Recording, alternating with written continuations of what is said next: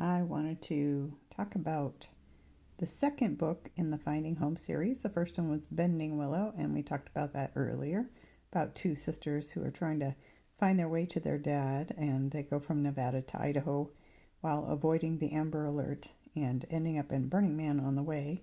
But the second book is called Stretching Willow, and I wanted to talk about a little bit about Stretching Willow when the girls actually get to Idaho and stay with their grandma.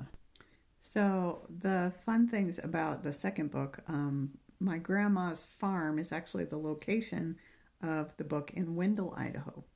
It's a small town in southern Idaho.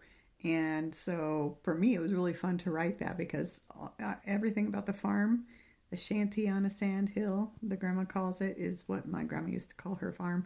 There's a big old school bell that we could ring when we first got there.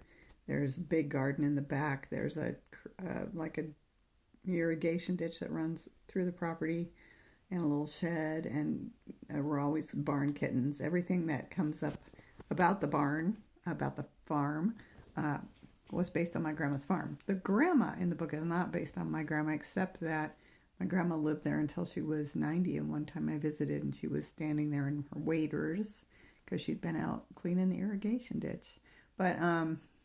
But the character in the book named Jack actually is based on my grandpa, who is described as, the oldest man you ever know.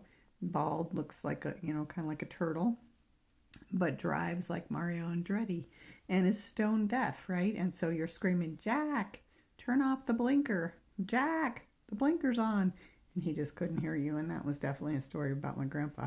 So I always have fun putting in little bits and pieces of my life when I write.